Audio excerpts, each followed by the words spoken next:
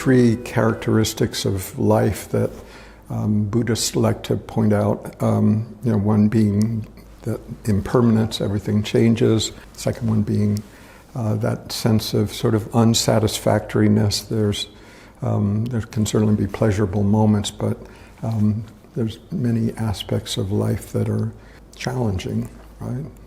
And there's that sense of self that feels constrained. Those two are pretty easy to get on board with, pretty obvious.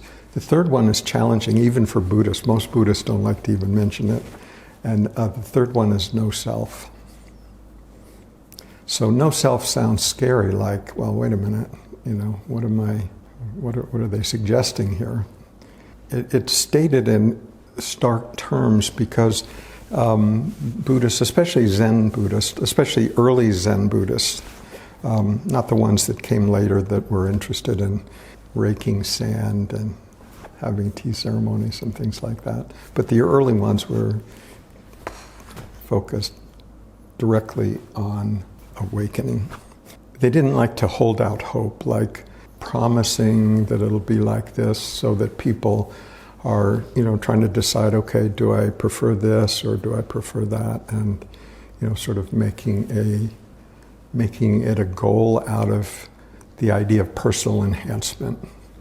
Does that make sense? I want that because it'll really be better and I'll feel better and I'll like it and it'll be more enjoyable for me.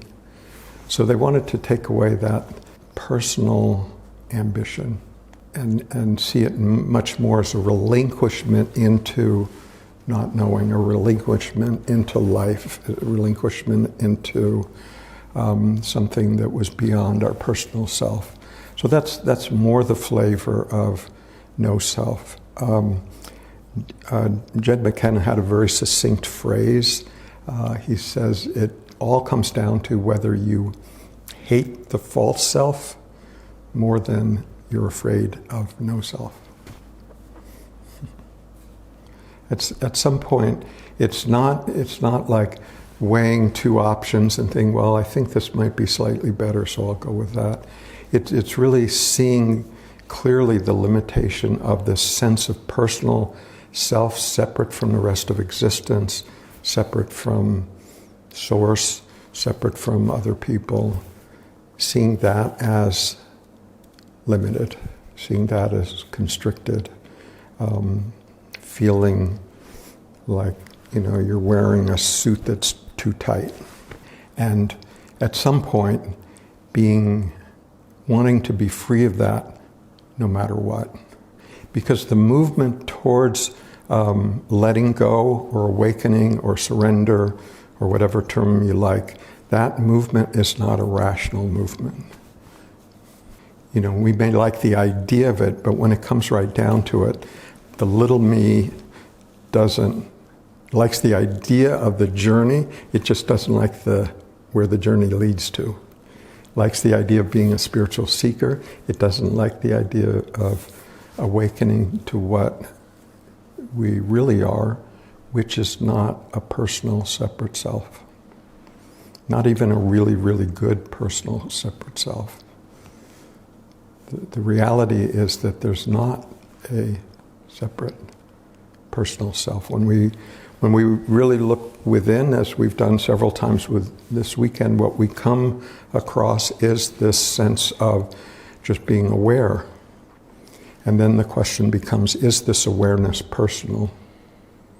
Is there a person in that awareness? Can you find one? We assume that there must be, but when we get right down to it, there's all the thoughts and beliefs and history and storyline and all of that, all of those things that we remember and hope and have an opinion about. That's all present, but what's not present is a little internal entity in there, an Oz behind the curtain that's controlling all of that. That's what we don't find. What we find instead is this vast empty space, that can be called awareness or consciousness or spirit or whatever. It doesn't need to be called anything. But that's what we encounter. And then the question is that personal? It can feel personal, especially at first, because it feels like it's sort of in this vicinity, in the vicinity of me. But when we go exploring it, we see that it doesn't have any limits. It's not different in any way. We can't say in any way how it's different from someone else's awareness, because it doesn't have any particular attributes to it. It doesn't mature, it doesn't grow, it's complete in itself already. And so we discover that it's not personal. It can feel impersonal in the sense that it doesn't cater to our ego. It doesn't cater necessarily to what we want or don't want. It's present for all of that. It's present for the struggle. It's present for the desire for enlightenment. It's present for our desires for pleasure and avoidance of pain. It's present for all of that. And therefore it's beyond all of that. So at first it may feel personal, but the more we investigate it, the more we discover that it's not personal, but it's the most intimate thing possible. It's not like a millimeter distant from what we truly are. It's just not personal. Hence the no self, right? It's not a personal self. But what we discover is this awareness is how Source enlivens these forms, how Source creates these forms. That's what we discover, and we discover that we're not separate from that. We're not a part of it. We are an expression of it. Undivided expression of it. So in that sense, it's not personal, it's the whole. It's the whole appearing as this, as all of us already.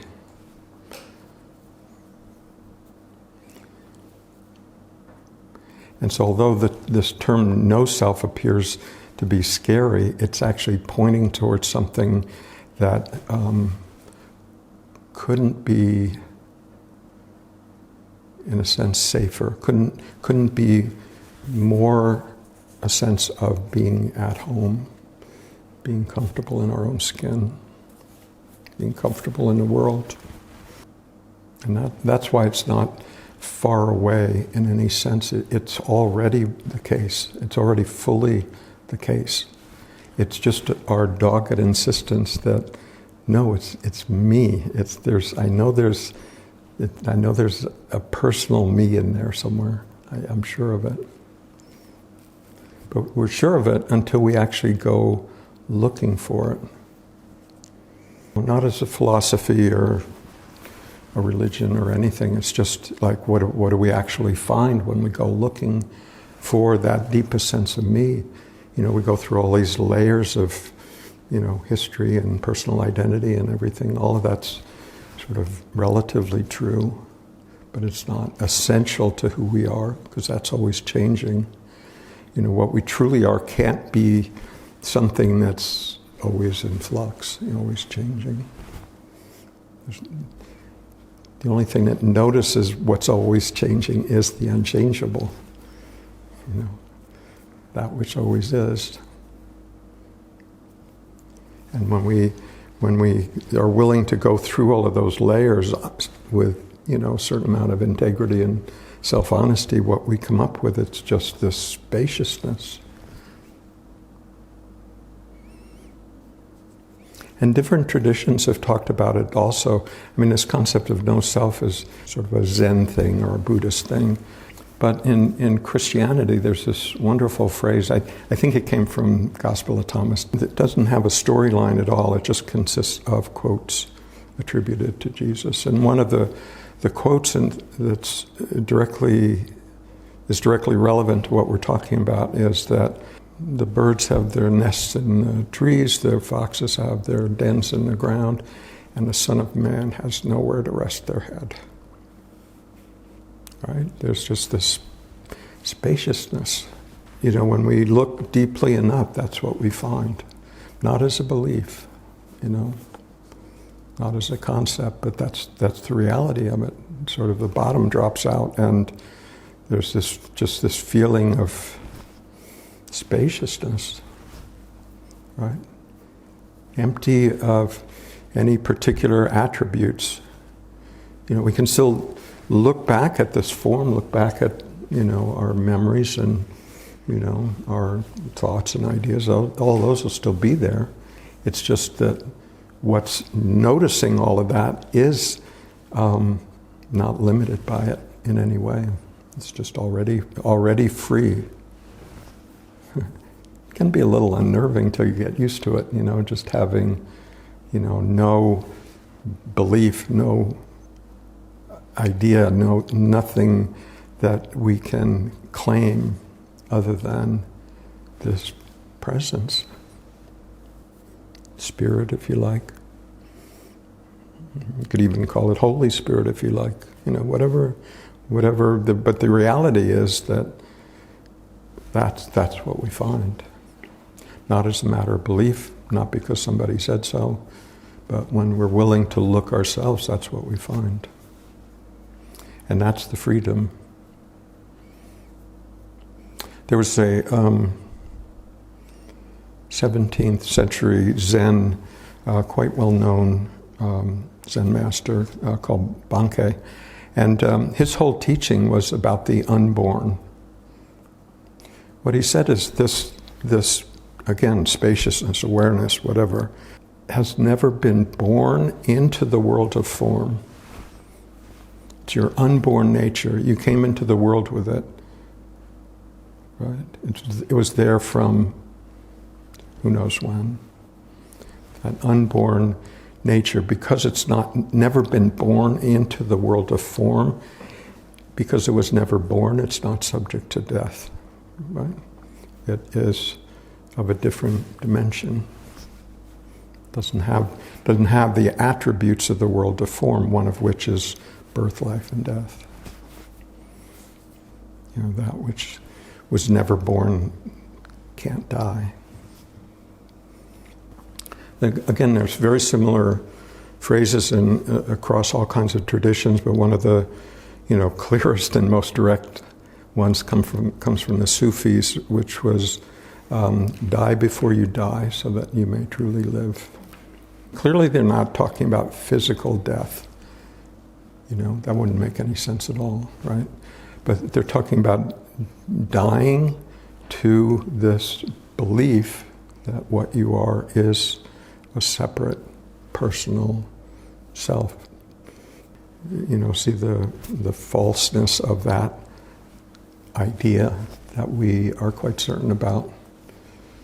And the way we see that is not by adopting another belief, but really questioning it, being really willing to doubt everything and see, using whatever degree of self-honesty and integrity that we have to just really question. It requires a certain degree of courage to question things that, we may be quite certain about or have never even considered before. But when we actually go looking, that's what we find. It doesn't depend on anyone else's say-so. It's not something that anyone can give you, fortunately, because if they could give it to you, they could take it away from you. It's your inherent nature. Always has been. So that's there for one's discovery.